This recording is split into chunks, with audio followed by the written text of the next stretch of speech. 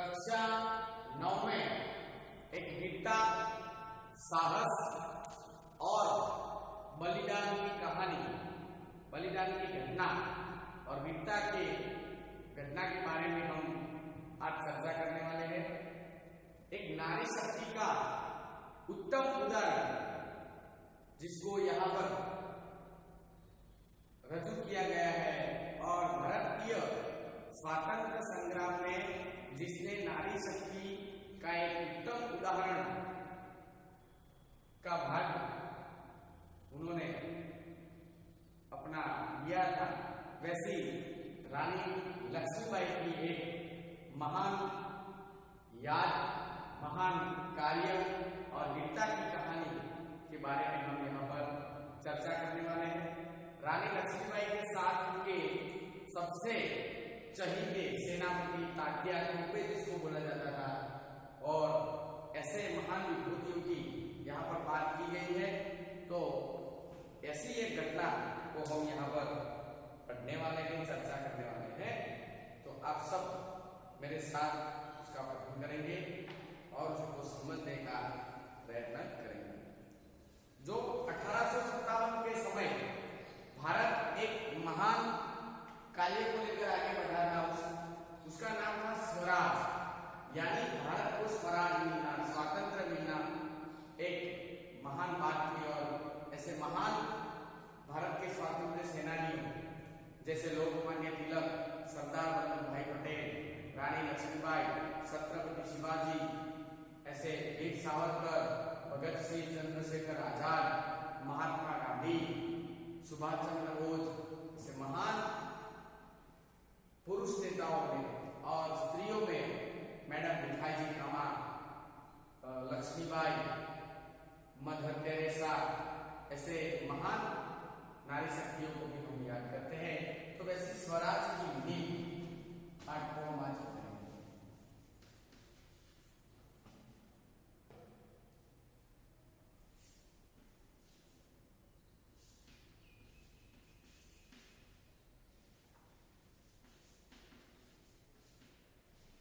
उसके लेखक है विष्णु प्रभाकर।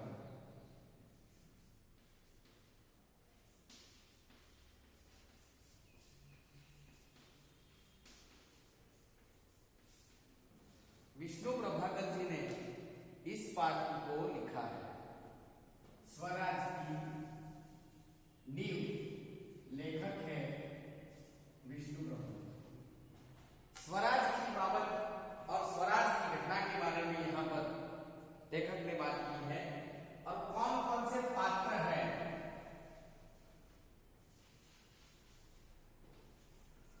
जिस पात्रों को यहाँ पर बताया गया है, तो उस पात्रों की हम इधर बात करेंगे।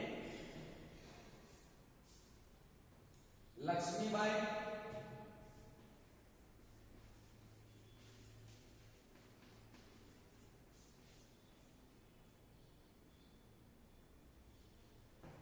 मुंदर,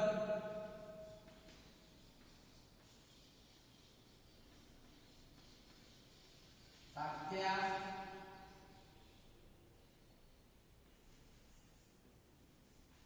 जूही, रघुनाथ राव,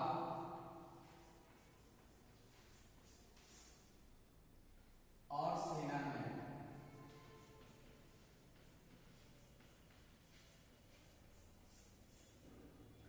इतने पात्र हैं, लक्ष्मीबाई, मुंदर, तात्या, जूही, रघुनाथ, सेनानायक, जिसमें लक्ष्मीबाई, मुंदर, तात्या ये मुख्य पात्र हैं, उनको बताया गया है। हम चर्चा करने वाले रंगमंच पर युद्ध भूमि का दृश्य अंकित किया जा सकता है। कैंप कहीं पास ही लगा हुआ है। महारानी लक्ष्मीबाई के तंबू का एक भाग दिखाई दे रहा है। पर्दा उठने पर महारानी लक्ष्मीबाई अपनी सखी जूही के साथ उत्तेजित अवस्था में मंच पर प्रवेश करती है। दोनों लाल कुर्ती के सैनिकों की वेशभूषा में। जब रंगमंच जो युद्ध भूमि है वहां की घटना का इधर निरूपण किया गया है कि युद्ध भूमि में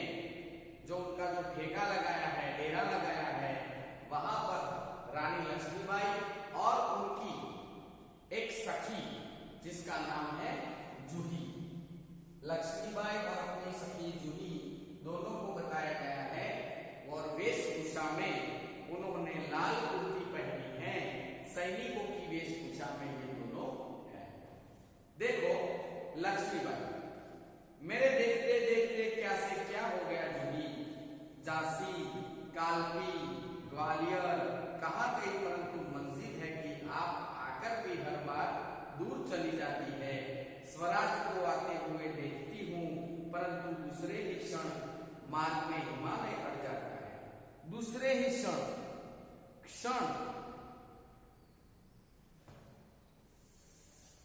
अपरिचित शब्द, यानी हम उसको समानार्थी शब्द भी बोल सकते हैं। अपरिचित शब्द में एक शब्द है क्षण।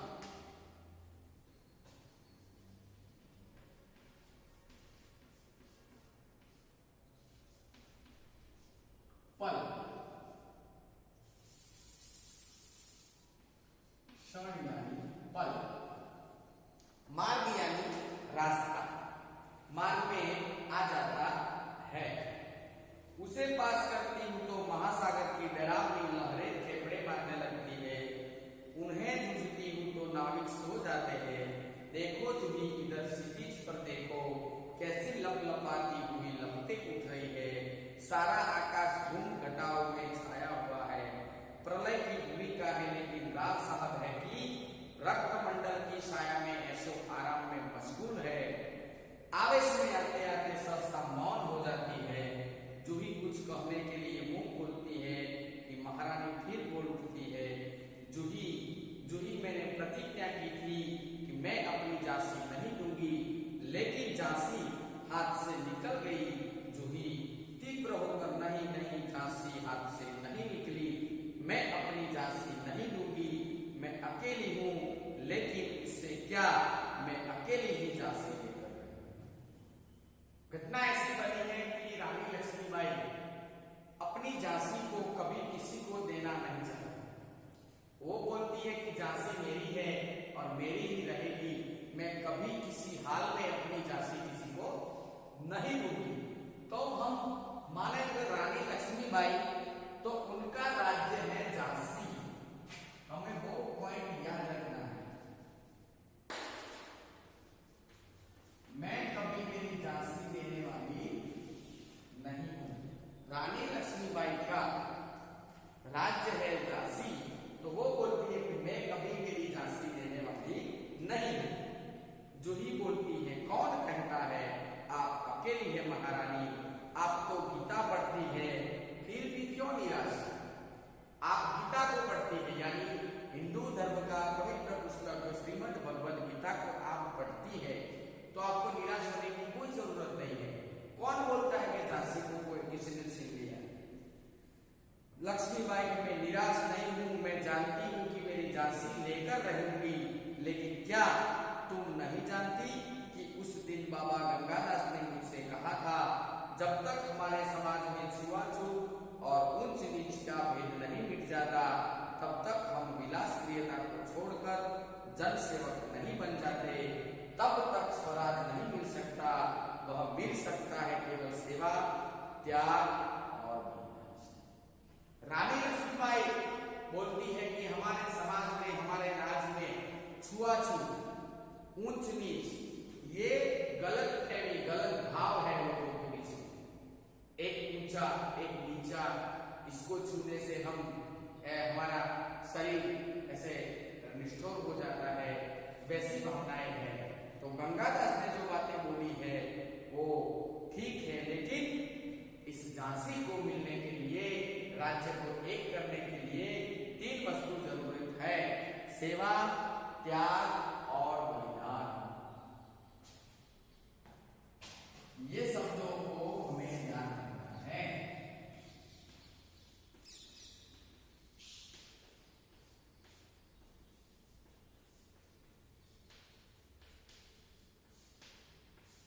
सेवा, त्याग और बलिदान की बहुत बहुत जरूरत है। जूही, लेकिन महारानी, उन्होंने भी तो कहा था कि स्वतंत्र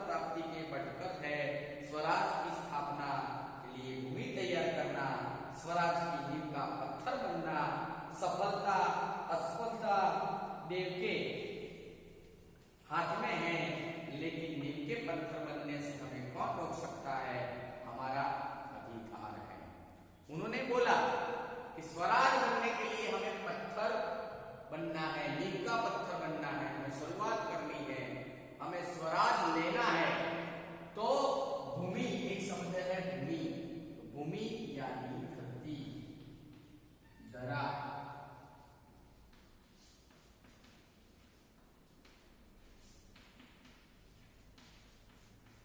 हमें स्वराज का पत्थर बनना है, नीम का पत्थर बनना है, और नीम का पत्थर बनने से हमें कोई रोक सकता नहीं है।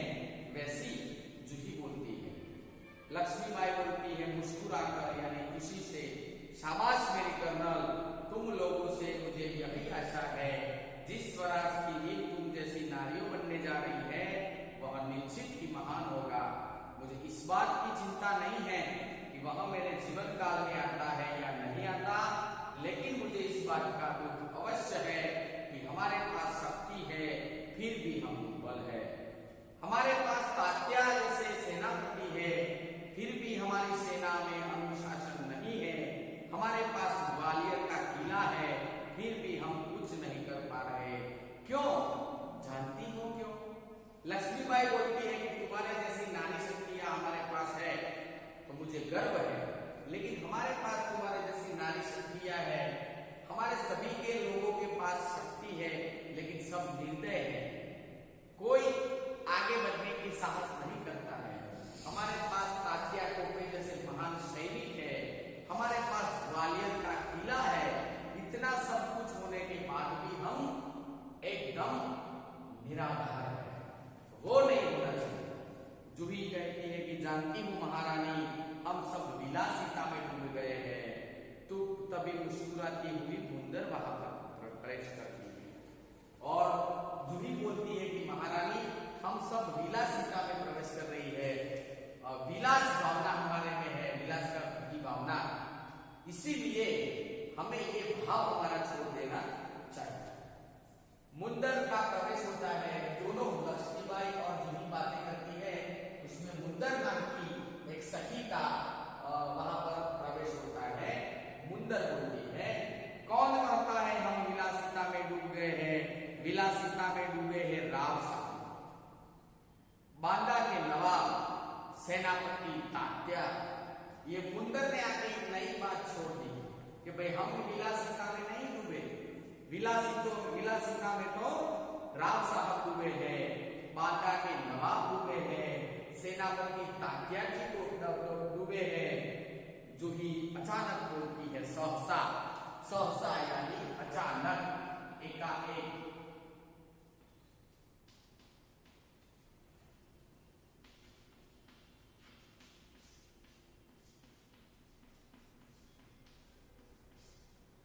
एकाएक अचानक बोलती है, नहीं मुंदर, सेनापति नहीं। मुंदर मुस्कुराती है, ओ समझी, तुम तो उसका पक्ष लोगी ही। जो भी दृढ़ स्वर में मैं उसका पक्ष नहीं लेती, लेकिन जो तथ्य है उसको छिपाया जा नहीं सकता।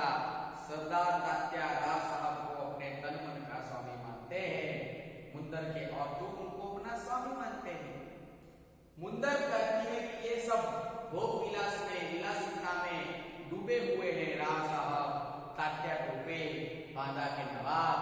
फिर जूही बोलती है कि नहीं, आप जो बात कर रही है वो गलत बात है, भले तात्या जी को मैं अपना स्वामी मानती हूँ, लेकिन हमारे राज्य के लिए सेनापति तात्या राव साहब कभी भी बुरे नहीं हैं। हमारे राज्य के लिए उन्होंने अपने एक एक प्राण, एक एक कण, एक एक शरीर के अणु को उन्होंने अपना व्याप कर दिया है, तो आपकी बात गलत है। जूही कहती है, हाँ मैं आपको अपना स्वामी मानता हूँ उनको, लेकिन मानती रहूंगी, लेकिन उनसे भी अधिक मैं महारानी को अपना स्वामी मानती हूँ, और महारानी से भी हटकर मैं अपने देश को अपना स्वामी मानती हूँ। देश के लिए सरदार को भी ठुकरा सकती हूँ और ठुकरा चुकी हूँ। जूही बोलती है कि मुंदर, हम आप जो बात कर रहे हैं विलासिता, जो राव साहब तात्या टोपे ऐसे नहीं है। मैं पहले सेनापति तात्या को अपना स्वामी मानती हूँ, उससे ज्यादा मैं रानी लक्ष्मीबाई को अपना स्वामी मानता हूँ, रानी को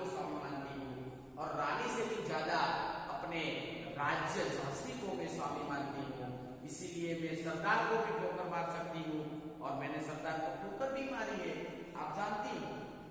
मुंदर सक सकाकर, जी हाँ जूही तू तो नाराज हो गई, मेरा मतलब यही नहीं था, मैं तो केवल इतना ही कहना चाहती थी कि जब तूने उन्हें अपना स्वामी मान लिया है तो तू उन्हें रोकती क्यों नहीं। लक्ष्मीबाई जूही उन्हें रोका है मुंदर, मैं जानती हूँ। जब राव साहब के कहने पर तात्याई से नाचने के लिए बुलाने को आए थे तो उसने उनको बुरी तरह धुतकार दिया था। लक्ष्मीबाई बोलती है कि तू उनको रोकती क्यों नहीं हो, तो मुंदर बोलती है, लक्ष्मीबाई बोलती है कि नहीं मुंदर, जूही ने रोका है।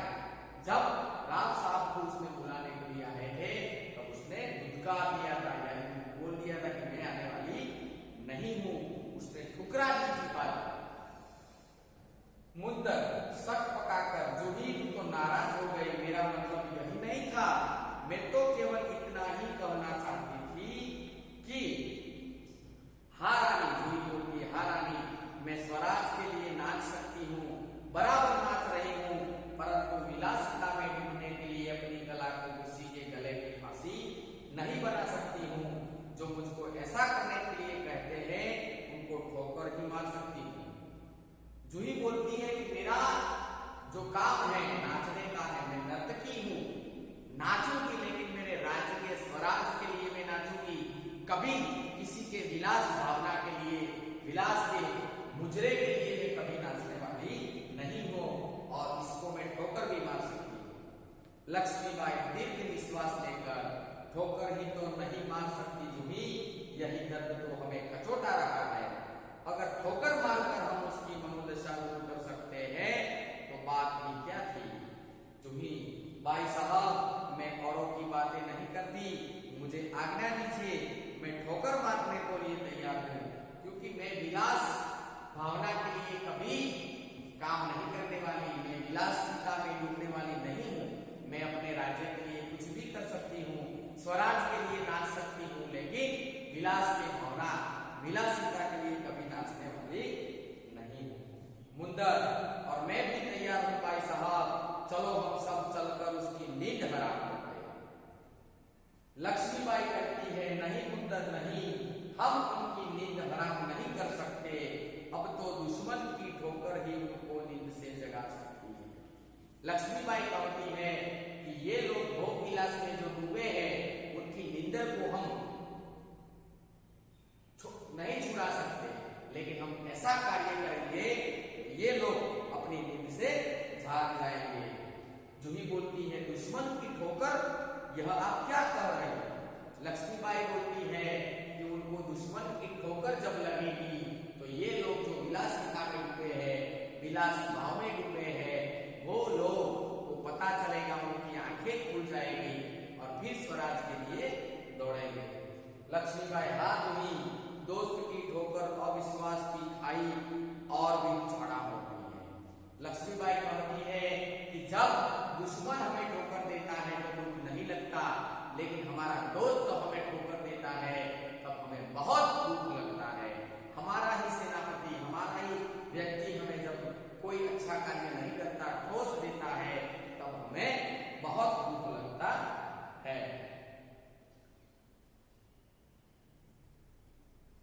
क्या तुम नहीं जानती कि हम एक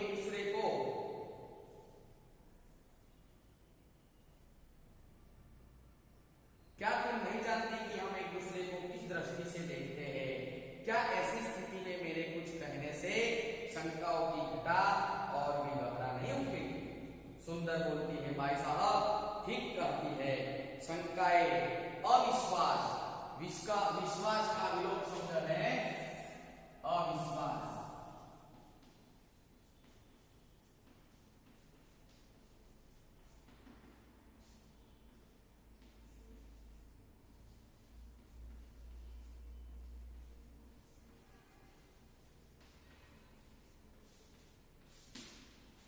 विश्वास का विलोम है अविश्वास।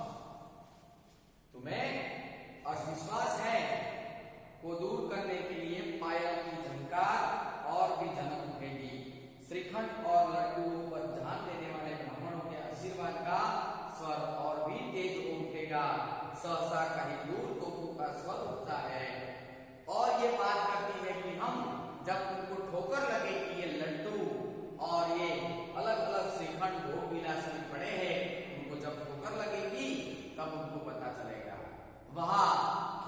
देर में वहां पर तोपों का स्वर आता है, तोपों का आवाज आता है और लक्ष्मीबाई और जूही तू अगर तात्या को खोज सके तो तुरंत उन्हें यहाँ आने के लिए कहो। लक्ष्मीबाई कहती है कि जूही तू तात्या जी को बोल सकती है तो तुरंत ही उनको यहाँ आने के लिए तू बोल दे। जूही बोलती है खोज क्यों नहीं सकती, आपकी आज्ञा होने पर मैं उन्हें पाताल से भी खींचकर ला सकती। जूही बोलती है कि आप मुझे आज्ञा दोगे तो मैं तात्या जी को पाताल से भी खोज सकती हूँ। जाने को मिलती है कि रघुनाथ तेजी से प्रवेश करते हैं। जूही जाने के लिए तात्या को लेने के लिए जाती है और तुरंत ही वहां पर रघुनाथ यानी रघुनाथ राव वहां पर प्रवेश करते हैं। रघुनाथ राव महारानी आपने सुना? प्रश्नार्थ करते हैं कि महारानी आपने कोई बात सुनी? लक्ष्मीबाई नहीं, क्या हुआ रघुनाथ? रघुनाथ बोलते हैं महारानी जनरल रॉज की सेना ने मुझे मुराद से पेशवा की सेना को हरा दिया। लक्ष्मीबाई बोलती है और रघुनाथ बोलते हैं कि महारानी मुराद ने पेशवा के सेना को हरा दिया है, यानी पेशवा के जो सैनिक थे उनको हरा दिया है। जूही कांपती है यानी कांप उठती है, क्या पेशवा की सेना की हार हुई? पेशवा की सेना की हार हुई? हार हार का होगा विलोम शब्द जीत।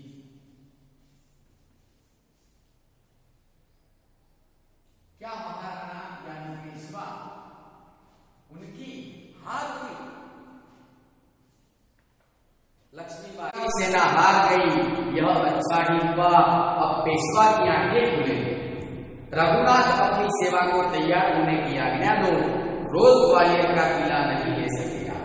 रघुनाथ मैं जानता हूं वह कभी नहीं ले सकेगा। मैं अभी सेना को कुछ करने के लिए तैयार करता हूं, केवल आपको सूचना देने के लिए आया। रघुनाथ बोलते हैं कि मैं सेना को तैयार करूंगा क्योंकि कहीं भी वक्त हमारे पर भी हमला हो सकता है। पेशवा जैसे पेशवा को हरा दिया है तो हमारे को भी वो हरा सकते हैं। तो मैं आपकी आज्ञा ही लेने आने वाला था कि सेना को मैं तैयार कर दूं। लक्ष्मीबाई और जूही तुम भी जाओ, लेकिन ठहरो, शायद सेनापति तात्या इधर भी आ रहा है। जूही को भेजने को लक्ष्मीबाई तैयार हो जाती है, लेकिन उसको जो देखती है उसको लगता है कि तात्या टोपे सरदार है जो झांसी के वो आ रहे हैं। जूही बाहर देखकर जी हाँ सरदार तात्या ही आ रहे हैं और सरदार तात्या का वहां प्रवेश होता है।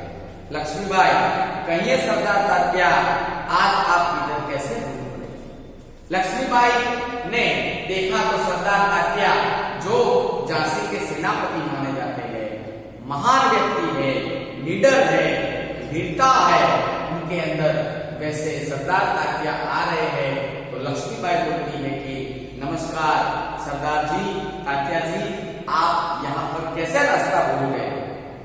तात्या के भाई साहब मैं किसी के लिए सरदार हो सकता हूँ पर आपके लिए तो सेवक। तात्या जी सरदार है, सेनापति है, लेकिन राजा लक्ष्मीबाई है, रानी लक्ष्मीबाई है। तो लक्ष्मीबाई को बोलते हैं कि लक्ष्मीबाई मैं सबके लिए सरदार हूँ, राज्य के लिए सरदार हूँ, लेकिन आपके लिए मैं सेवक। लक्ष्मीबाई व्यंग से हंसती है। इतने बड़े सेनापति को इस प्रकार एक नारी के सामने झुकते लज्जा नहीं आती? खैर छोड़ो इस बात को, तुम्हारी विनम्रता है, इसमें तुम्हारी विनम्रता है, लेकिन यह तोपों की आवाज कैसी आ रही है? कौन सा उत्सव मनाया जा रहा है? कौन सा उत्सव मनाया जा रहा है? शायद चाकूकारों के जागीर बांटना अभी खत्म नहीं हुआ है।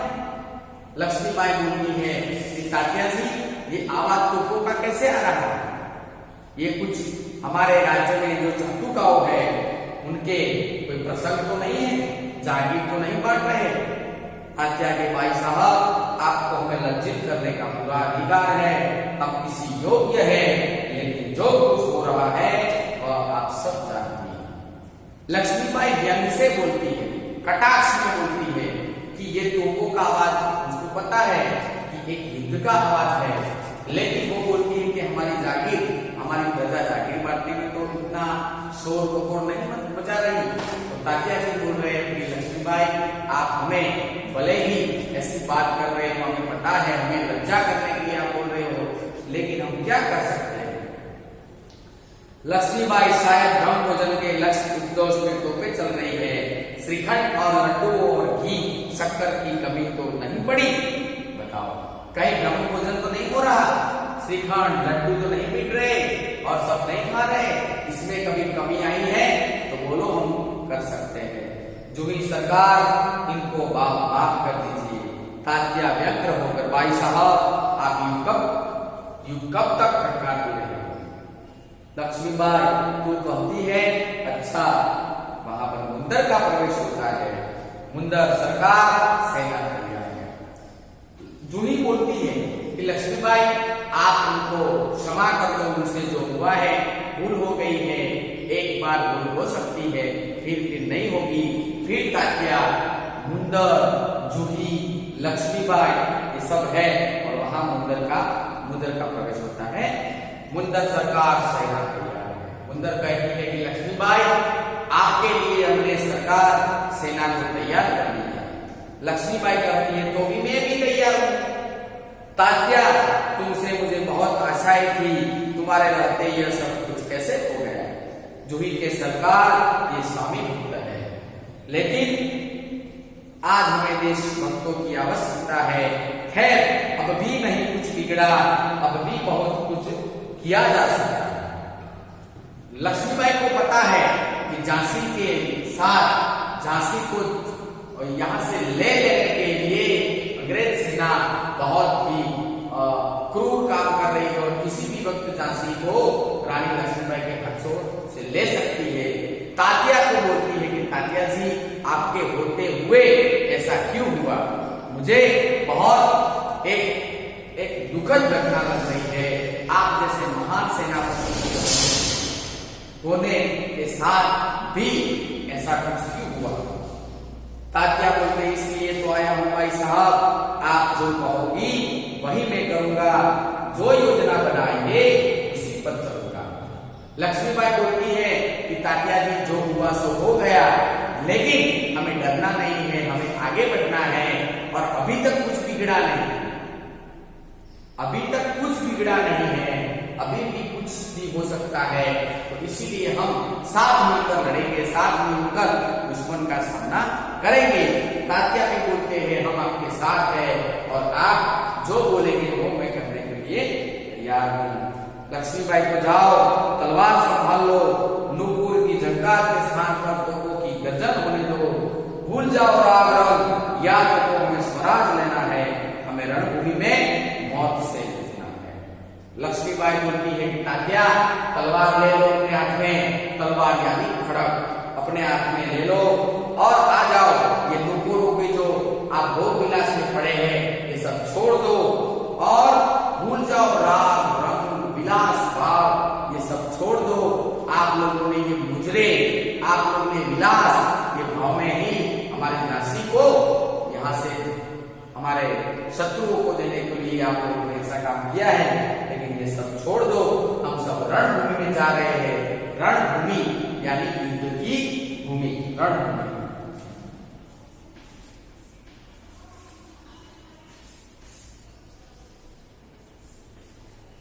युद्ध की करने की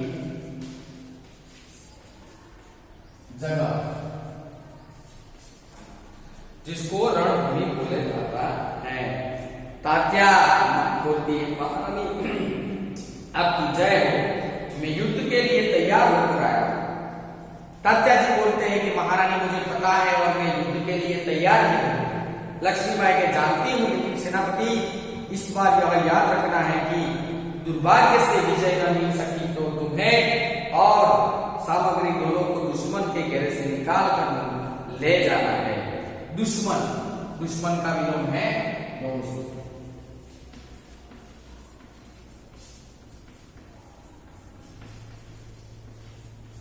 और विजय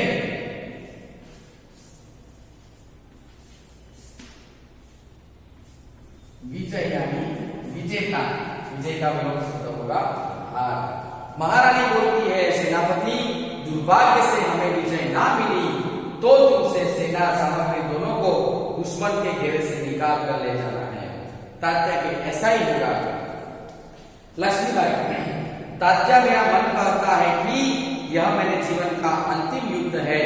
जीत हो या हार हो मुझे किसी बात की चिंता नहीं है। चिंता केवल इस बात की है हमारी वीरता कलंकित न हो जाए। रानी लक्ष्मीबाई तात्या को बोलती है कि तात्या जी, मुझे ये लग रहा है कि ये युद्ध मेरे जीवन का अंतिम युद्ध होगा, क्योंकि हमें दुश्मन को परास्त करना है और हम बहुत ही विडंबना में हैं, बहुत तकलीफ में हैं, लेकिन कुछ भी करेंगे लेकिन हम हमारी जो वीरता है उसको कलंकित नहीं करने वाले हैं। तात्या भाई साहब, वीरता आपको पाकर धन्य है। आपके हरे रहते कलंक हमारी छाया को भी नहीं छू सकेगा। आज्ञा दीजिए, प्रणाम। आज्ञा दीजिए, हमें आज्ञा दीजिए। आप केवल हमें बात कीजिए कि आप जाओ, हमें छुट्टी दीजिए, हम युद्ध करने के लिए तैयार है।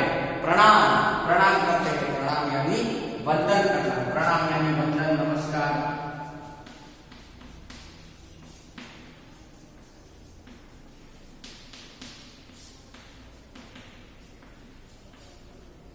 मैं आपको वंदन करता हूं।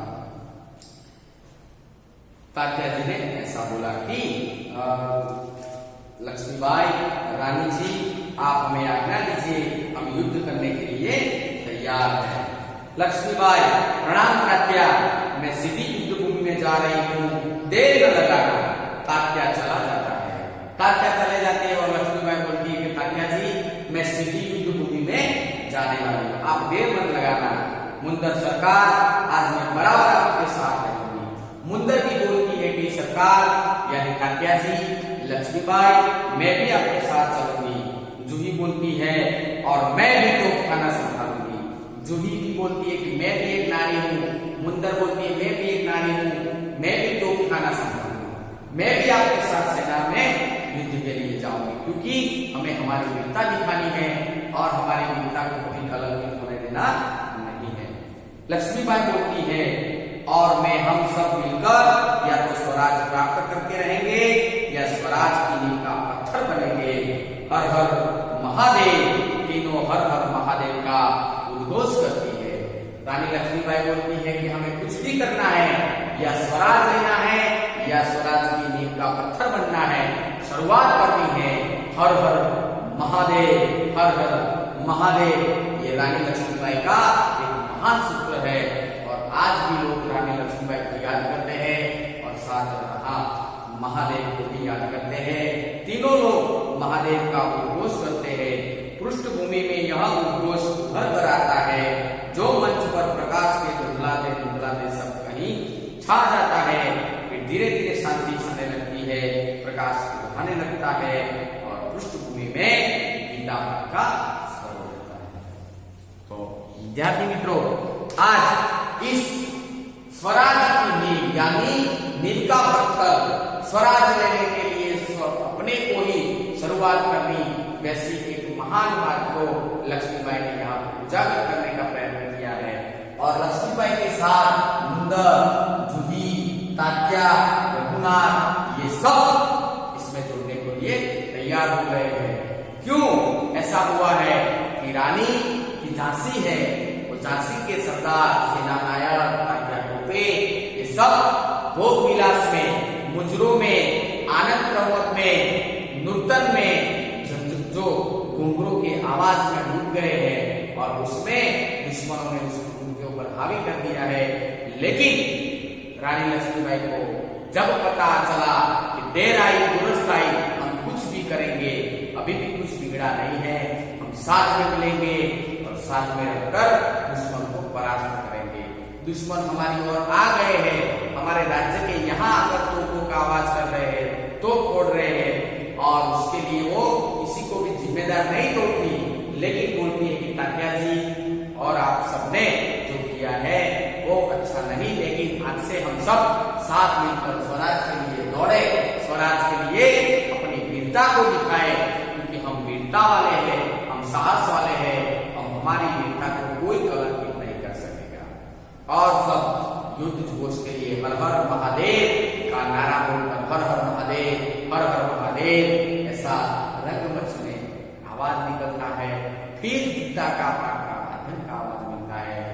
फिर सब स्वराज की नींव के लिए जाते हैं, बोलते हैं हमें स्वराज लेना है या स्वराज के दिल का पत्थर बनना है, कुछ भी करना है, लेकिन स्वराज लेना है।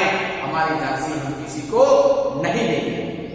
तो विद्यार्थी मित्रों, मैंने रानी लक्ष्मीबाई झांसी की रानी के बारे में ये पाठ, तात्या जी उनके बारे में जो पाठ समझाया, आपको मुझे विश्वास है याद हो रहा होगा। आप उसका पठन करेंगे, फिर से उसको याद करेंगे और उसको समझने का प्रयत्न करेंगे।